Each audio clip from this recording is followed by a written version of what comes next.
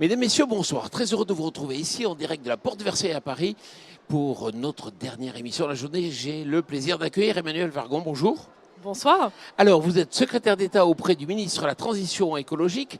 Vous l'avez entendu peut-être, la profession. Les éleveurs ont décidé d'être flexitariens. C'est incroyable d'imaginer que des gens qui défendent la viande, le marché de la viande, décident à un moment donné de dire attention, il faut consommer mieux, mais peut-être faut consommer moins aussi. Est-ce que c'est une posture simplement ou est-ce que c'est une prise de conscience?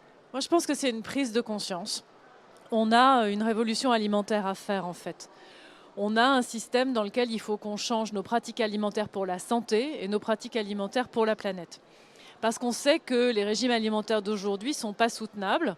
Il y a plein d'études qui le montrent. Moi, je pense à une étude qui a été faite par le Lancet avec une organisation internationale qui s'appelle Eat Forum et qui propose des régimes alimentaires dans lesquels il y a moins de viande, il y a plus de protéines végétales, il y a plus de légumineuses, etc. etc.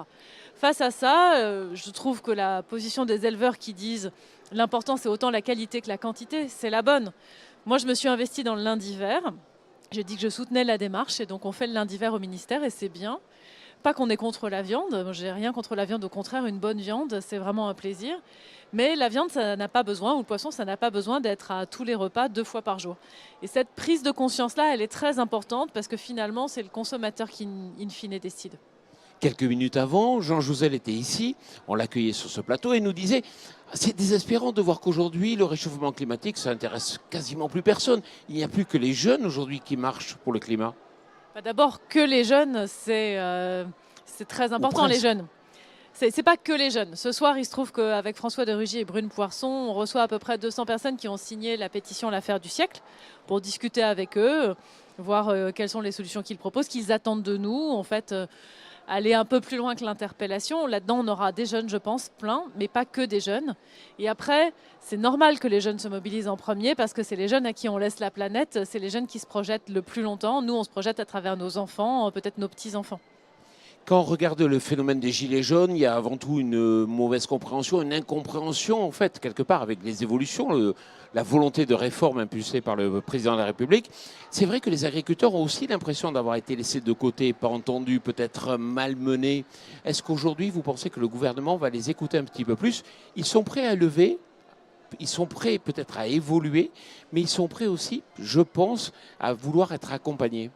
Les agriculteurs que j'ai vus cet après-midi, j'en ai vu pas mal à la fin de cette journée, me disent on a besoin de considération et on a aussi besoin de réinventer un modèle dans lequel on peut gagner notre vie. Et ça, c'est très important. Et d'ailleurs, finalement, ce n'est pas si différent de ce qui est dit dans d'autres moments, dans le grand débat ou ailleurs.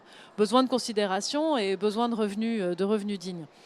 La considération, je pense que c'est un sujet qui est important pour nous. Le président de la République a passé 14 heures dans ce même salon samedi.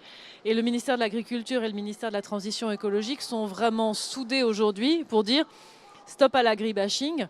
La solution viendra de l'agriculture. Ce n'est pas la peine d'essayer de trouver des solutions pour le monde agricole ou pour la transition agricole contre les agriculteurs. Les solutions, on les bâtira avec. Et je crois que les agriculteurs en sont conscients qu'il faut changer de modèle et que le modèle de production, il est plus soutenable. Après, les revenus, c'est la question de la PAC, la politique agricole commune. C'est pour ça que c'était bien que le président passe du temps sur ce sujet, parce que c'est tout le modèle d'une exploitation. Et au ministère de la Transition écologique, on a la chance de porter des solutions, puisqu'on porte les énergies renouvelables. Et donc, quand on parle de méthanisation, quand on parle de panneaux solaires, de photovoltaïque, quand on parle de biomasse, en fait, on a des solutions qui permettent de boucler un modèle économique pour une exploitation agricole soutenable. Alors, vous n'allez pas être du tout d'accord, mais ce qu'on pourrait qualifier de recul sur le glyphosate de la part du président, que vous qualifierez peut-être d'adaptabilité au contexte et aux possibilités, est-ce que vous considérez qu'aujourd'hui, on va rentrer beaucoup plus dans de la réalité d'adaptation à l'existant ? Je pense qu'en fait, ce qu'on nous reproche, c'est l'écart entre des ambitions très fortes à long terme, donc loin, et une question sur mais que faites-vous concrètement? Et c'est la question que nous posent les jeunes, c'est la question que nous posent nos concitoyens. Ce gouvernement a décidé d'affronter les difficultés et donc de les traiter une par une. Donc moi, dans mon portefeuille ministériel, je gère la fermeture des centrales à charbon. Ça n'a rien à voir avec l'agriculture, mais les gens qui travaillent dans les centrales à charbon ou à proximité, ils nous disent légitimement c'est une décision brutale, comment est-ce qu'on fait pour l'accompagner, et on l'accompagne. La sortie des pesticides ou la baisse des pesticides, c'est un peu la même question. Le glyphosate, on a à la fois dit qu'il faut une ambition forte, on ne réautorise que pour 5 ans, on se donne l'objectif politique d'en sortir en 3 ans en France, mais si on n'accompagne que 80% des filières ou 80% des productions et s'il en reste encore un peu au bout de 3 ans, ce n'est pas un drame non plus. L'important, c'est d'avoir vraiment commencé. Et moi, il me semble que l'évolution de la consommation globale de pesticides, au-delà du glyphosate, elle est au moins aussi intéressante que le glyphosate lui-même. On s'est donné un objectif de réduction des pesticides de 50% d'ici à 2025. Pour l'instant, on est stable. Donc ça veut bien dire qu'il faut arriver à trouver des solutions. J'étais avec la PCA, on discutait des fermes défis. J'étais avec la FNSEA qui parlait de son contrat de solution. J'étais dans la ferme digitale où il m'expliquait que si on met des capteurs partout, on monitore mieux le stress hydrique et l'état des sols et on peut aussi ajuster. J'étais avec un agriculteur c'est pas un agriculteur, c'est un transformateur de blé, la maison Chola, qui travaille différemment avec ses agriculteurs et qui réduit les intrants. C'est ça qu'il faut qu'on multiplie. C'est important de se donner des objectifs quantifiés et ambitieux. Et après, si on en atteint 80 ou 90%, on a fait 80 ou 90% du chemin. C'est mieux qu'un plan à 20 ans dans lequel il ne se passe rien. Un des derniers volets, il nous reste 2 minutes pour finir cette interview. Un des derniers volets qui est important, c'est la fourniture d'énergie. On sent qu'aujourd'hui, il y a une opportunité à saisir avec le biogaz. On a perdu beaucoup de temps avec les précédents gouvernements.